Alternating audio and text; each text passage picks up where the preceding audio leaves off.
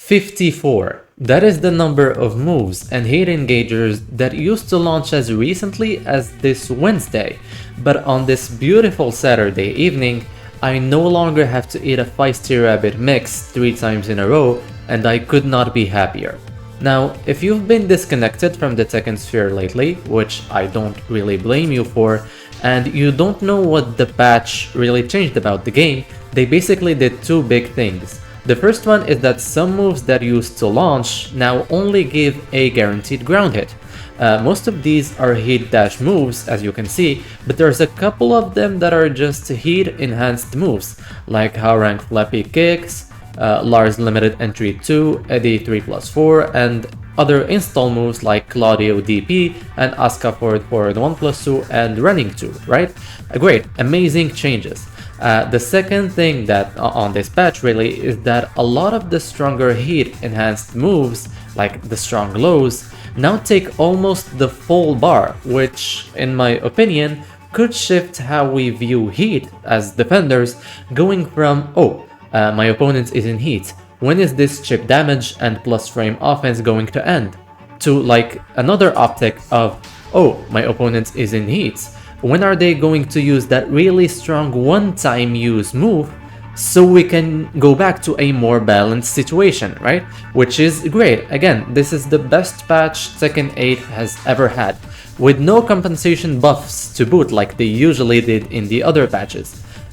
If you are active on any social media where you can engage with the devs like Twitter or Discord or whatever, consider leaving like some positive feedback, because we need them to understand by any cost that what they did this patch is good and we want more of it, so they can keep going down this path of nerfs, right? Especially to the characters that only got a slap on the wrist this time, like King, Brian, Lydia, Victor, among a few others, right?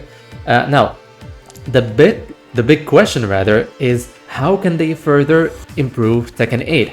I personally believe they're somewhere between 1/3 or 20% of the way done with fixing the game, depending on how they are realistically going to change it. If we are being pessimistic and say that they're only 1/3 of the way done, the other 2 big things would be nerfing combo length, right? And general balance, respectively. The latter would involve maybe lowering the number of tailspins you can do to 1 per combo instead of the 2 we have now, or making heat bursts spike instead of bound, so like they can play around with it.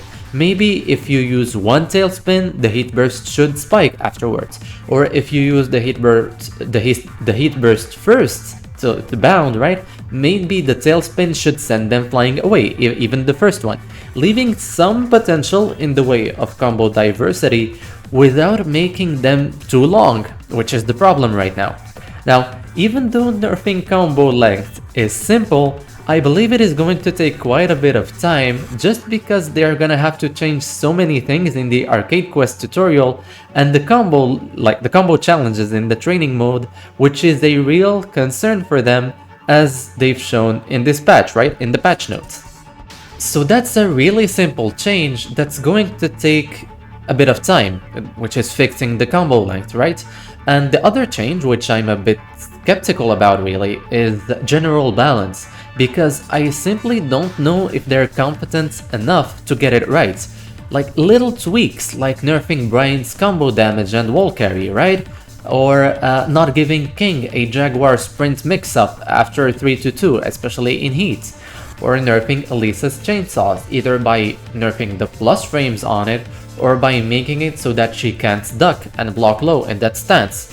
Other things like Lydia Heaven and Earth, Heat Regen on King, Law, Lars, Lee, Lily, Warrior Instinct on Heihachi. There are so many things that have to be nerfed, right?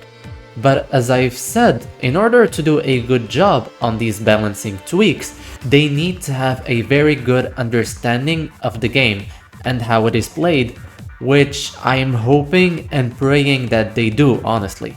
So these are the 2 changes that, if implemented correctly, can make Tekken 8 a decent game really, where the better player can win more often compared to the high variance results that we had in Season 1 and 2 of Tekken 8, which is amazing because when this happens, the game feels more fair, the players feel more in control instead of the characters doing all the work, the pro scene gets more active and entertaining because the better players win more often by display of skill rather than casino gameplay, right?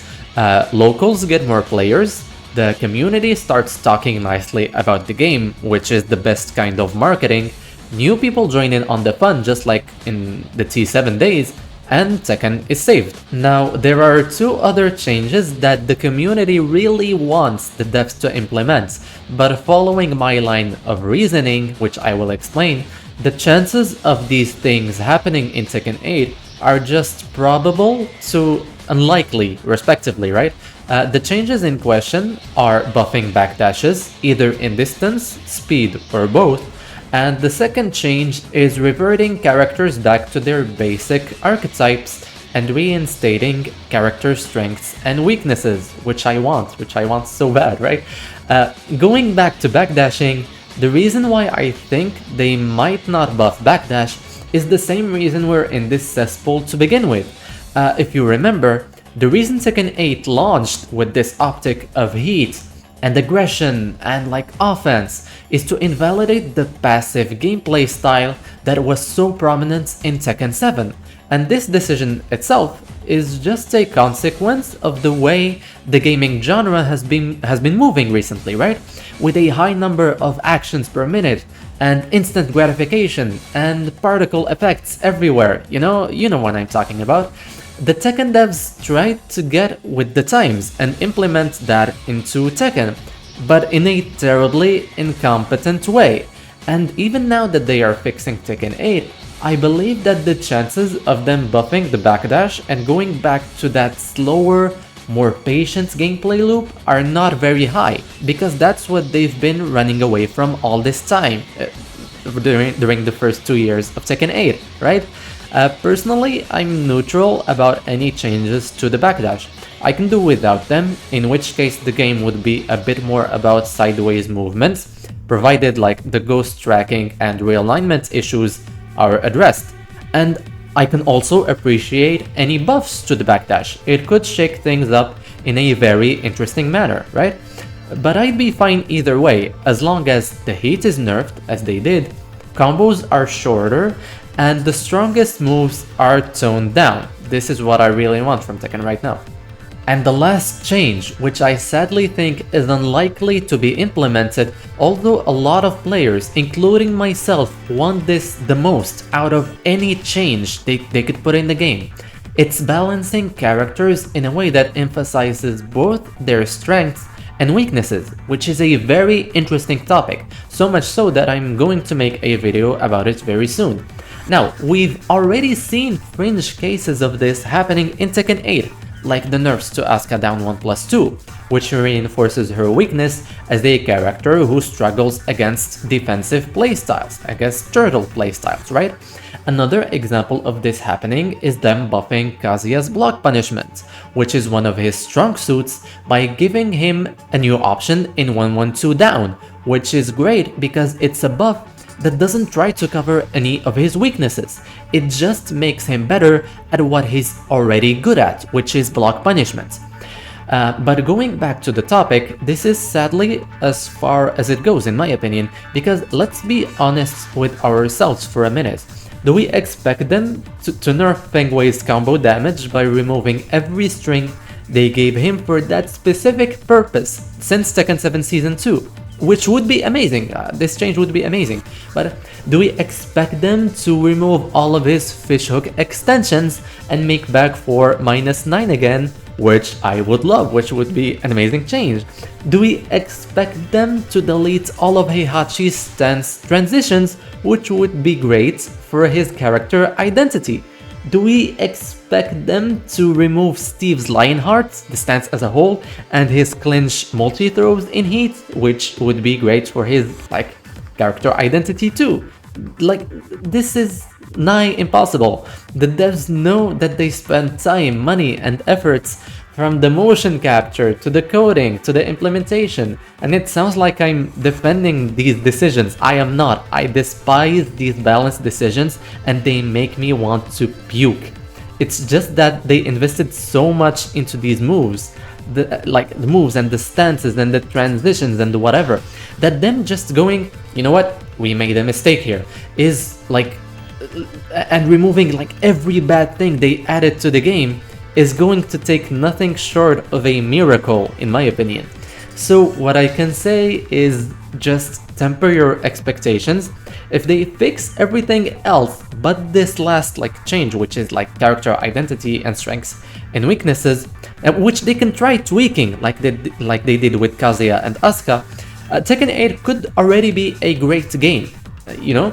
And who knows, if the miracle does take place and they find a way to balance characters while reinforcing their identity in Tekken 8, we could be looking at one of the best Tekkens of all time.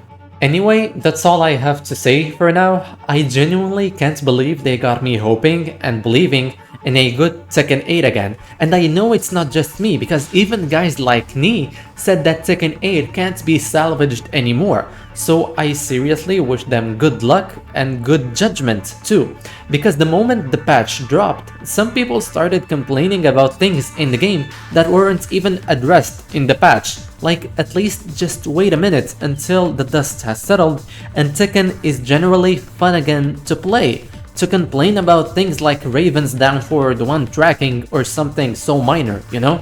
So I wish the dev team the best of luck, and I also wish us, the community, the best of luck, because I feel like this is a very pivotal moment in Tekken 8's future. And yeah, please like and subscribe for more analysis type stuff. Share your thoughts in the comments. I'm always happy to read those too. This has been Magician, and have a good one.